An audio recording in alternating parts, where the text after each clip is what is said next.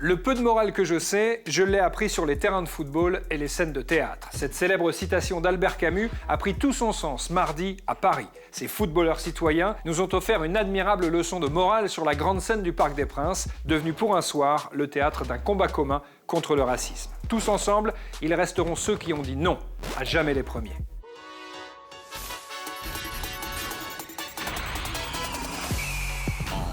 I know you're a superstar, a supernova shining, you can see from super far. Mardi soir, le football a perdu de sa légèreté et le jeu est devenu secondaire. Sur les réseaux sociaux, les acteurs de la Ligue 1 ont salué la prise de position et le courage des joueurs de Başakşehir et du PSG. C'est le Social FC qui lui aussi a mis un genou à terre. Non au racisme. Non à le racisme. No to racism. 7 ans après cette campagne contre le racisme, c'est toujours la même histoire qu'on vous raconte dans un Social FC pas comme les autres. Mardi, 21h14.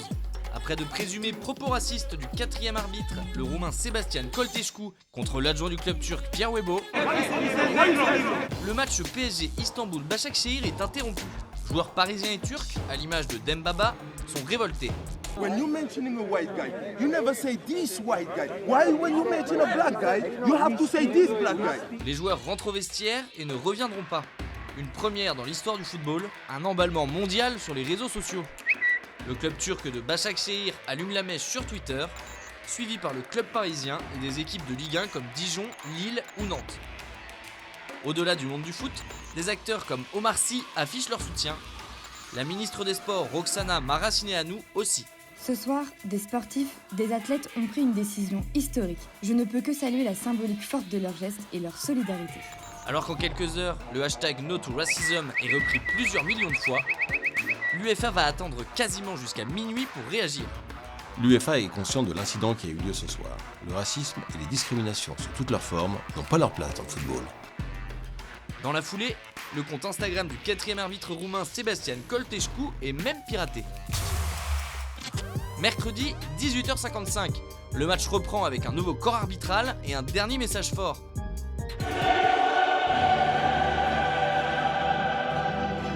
Alors oui, Paris est qualifié. Qualifié, premier, c'est très bien. Oui, Webo a reçu un maillot du PSG des mains de Nasser. Mais le résultat est ailleurs et espérons que ce match fasse enfin avancer l'histoire. Si le premier Classico avait fait des étincelles, le choc de dimanche pourrait faire trembler toute la planète Ligue 1. Lyon se déplace à Paris avec la ferme intention de faire bouger les lignes. En cas de victoire, l'OL pourrait s'emparer de la place de leader, mais surtout s'imposer comme le concurrent numéro 1 du PSG dans la course au titre et ainsi poser les bases d'un New Deal en championnat. PSG Lyon, est-ce le tournant de la saison? La team de YouFoot prend les paris. Paris, ils peuvent tout perdre jusqu'en février et être quand même champion, hein, on sait comment ça se passe. Autant pour Lyon, ça peut être un truc super important. Je suis team Canuti dans le sens où je pense que ça peut être un tournant pour Lyon pour vraiment se positionner. On attend l'OL. Je le visualise pas comme un tournant absolu, je pense qu'il est encore un petit peu trop tôt pour parler de ça. On attend de voir aussi si Paris va avoir l'orgueil, etc. pour aussi répondre à l'Olympique Lyonnais. Et puis un Paris faible comme ça, est-ce qu'ils peuvent résister à un Olympique Lyonnais fort comme on le voit actuellement? C'est une équipe en pleine confiance, ils ont quand même des top joueurs au bout d'un moment et ça se voit, quoi. Que ce soit Depay ou Aouar, Anthony Lopez aussi. Ouais, oui, je peux comprendre, mais en même temps, est-ce que quand tu regardes l'OL, tu te dis que c'est une équipe qui a besoin de, par exemple, se rassurer contre un gros, de se prouver qu'elle peut faire quelque chose contre un gros parce qu'elle en est pas certaine? Non, je suis pas certain. Match décisif pour le titre, non. Match décisif pour le haut de tableau et pour montrer qu'il y a les coronesses d'aller en haut, oui. Après, un tournant pour Paris, j'ai envie de te dire là, non. Ça, parce que Paris perd ce match, que ça va être la fin du monde. Mais en tous les cas, ce sera un gros tournant. On va déjà l'avenir de Tourelle, etc. Enfin, voilà, il y a plein de choses comme ça qui vont se jouer. Si Lyon bat Paris, Paris en fait n'est plus très loin de passer dans la 3e, 4e place du championnat. Je pense que c'est tout le sel au final de notre championnat, c'est qu'à l'heure d'aujourd'hui, on a l'impression que c'est Lyon le concurrent le plus costaud, mais ça se joue à très très peu de choses au final avec Lille et Marseille. Je ne vois pas Paris s'effondrer, enfin c'est... Ou alors, mais t'imagines, je veux pas y croire, mais je suis supportrice parisienne, donc je suis née avec la mauvaise foi.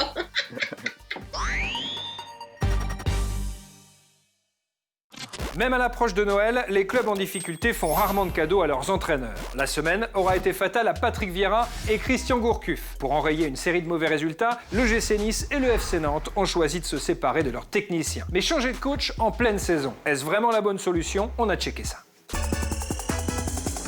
Si on se base sur les 10 dernières saisons de Ligue 1, un changement de coach est surtout efficace pour les formations en position de relégable. 66% des clubs situés dans la zone rouge avant l'arrivée d'un nouvel entraîneur ont assuré leur maintien dans l'élite. En revanche, confier les clés d'une équipe à un nouveau technicien ne va pas métamorphoser les joueurs et en faire des ballons d'or. Ainsi, en 2018-2019, un changement de coach représente un gain de 0,37 points par match en moyenne, seulement 0,27 en 2019-2020. L'opération peut toutefois s'avérer vraiment payante. 14e après la 9e journée, l'OL avait terminé la saison à la 7e place l'an dernier. Mais une telle décision peut aussi avoir l'effet inverse, comme avec Monaco, qui était passé de la 7e à la 9e place, sans parler de Toulouse, qui malgré 3 coachs différents, n'a pu éviter la relégation. Conclusion, au-delà du fameux choc psychologique, virer un entraîneur n'est pas une solution miracle. En revanche, c'est une belle occasion de perdre beaucoup d'argent en indemnité de licenciement. Avec les compliments de Léo Jardy. Quel est le point commun entre le sable fin de la plage de Saint-Pierre et le sapin de Noël de la place Kléber? Réponse, un géant d'1,97 m né sous le soleil de la Réunion qui fait aujourd'hui le bonheur de Strasbourg. Ludovic Ajorc vient d'ailleurs de planter 4 buts en 5 matchs, histoire de marquer les esprits avant le derby de l'Est samedi face à Metz. Le reste, il le raconte lui-même dans sa story. Ajorc Ludovic, je suis attaquant au Racing Club de Strasbourg depuis 2 ans. Avant, j'étais à La Réunion, j'étais dans un club à La Réunion, l'AS Excelsior. J'ai eu cette chance-là de jouer avec mon père à La Réunion. J'avais quoi, 16-17 ans et lui, bon, il était plus âgé. Il était défenseur et moi attaquant et ouais, c'était cool. Devenir professionnel, forcément, c'était un rêve pour tout jeune réunionnais. C'est vrai que c'est à partir où j'ai commencé à jouer avec les seniors à La Réunion avec mon père que je me suis dit que ça serait bien de partir en métropole et de faire carrière ici. À Nantes, bon, on m'avait dit que j'allais être pris, mais il y a eu un problème par rapport avec trop de joueurs et on m'avait dit d'attendre. Et par la suite, j'ai pu faire cet essai à Angers. Ça a été concluant directement et voilà. Après, c'est vrai que j'ai eu des années où je suis passé par le national. C'était compliqué, surtout au Paris-sur-Vie où j'ai eu une blessure. Ensuite, j'ai eu Luçon, où j'ai eu des coachs qui m'ont beaucoup aidé, qui m'ont donné cette confiance-là, qui m'ont permis d'aller à Clermont par la suite. C'était la coach Corinne Diac qui était en place et elle m'a pris. Et ensuite, voilà, j'ai fait des bonnes saisons avec elle et maintenant, ça fait 2 ans que je suis ici. Le fait de remporter cette Coupe de la Ligue avec ce club-là, avec ces supporters-là, l'ambiance qu'il y avait pendant cette finale, pour l'instant, c'est mon meilleur souvenir au niveau professionnel.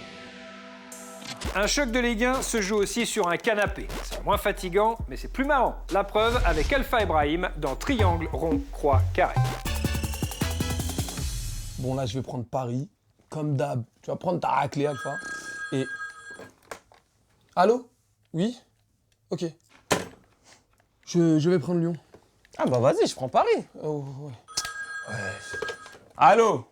Ah bon, ça, monsieur le président. Oui, d'accord, monsieur le président. Ah, je crois que je vais prendre Lyon aussi. Hein. Ouais, comme ça, on va prendre Lyon. Eh mais attends. Ah, pourquoi ton joueur, il a un cigare et une chemise Gucci? Mais ça, c'est Memphis. Qu'est-ce que tu me racontes? Vestimentairement, on l'a perdu, le pauvre. La dernière fois, je l'ai vu avec une veste, moitié pull, moitié slip. En Ligue 1, ça fait plaisir de voir des mecs comme ça. Eh, il a du flow et en plus, il rappe trop bien, mec. Ah ouais, il rappe? Regarde ses notes, regarde. 88 en précision, 90 en tir, 95 en refrain. Bah, je te l'ai dit, mec. Mais là, avec Toko et Kambi, regarde, il aura marqué quoi? Depay featuring Toko et Kambi. C'est quoi ces histoires? Eh, t'es jaloux parce que le mec, qu'est-ce qu'il a? Il est beau gosse, il rappe bien, il fait des clips 5 étoiles, il a un lion sur le dos et il a une célébration iconique, mec. Celle où il imite une otite, là? Oh, tu vois, Tu vois, c'est ça que j'aime pas avec toi, mec. Tous les grands joueurs, ils ont des célébrations comme ça. Regarde Moussa Dembélé, quand il marque, il sort ses gros yeux, là. Je crois que c'est le seul joueur qui peut marquer des yeux. Il va pas chez l'opticien, lui, il va chez Carglass. Bon, on va tester les féminines. On va prendre la Dream Team avec l'Olympique Lyonnais. Allô? Ah, bonsoir, Corinne. Non, je vous assure, il a pas mis Amandine Henry titulaire. Non, je vous jure. D'accord, message bien reçu. C'était qui encore, Corinne Diacre? Bah ouais, et elle a dit un truc en mode tout se paye dans la vie. Quoi? Tu menaces là? Tous les buts, toutes les plus belles actions et tous les résumés des matchs, c'est sur l'appli Free Ligue 1 Uber Eats. Activez bien les notifs, vous saurez si Dijon a encore de bonnes raisons de croire au Père Noël. C'est mieux que YouTube, c'est presque mieux que YouPorn, ça s'appelle YouFoot et ça revient lundi.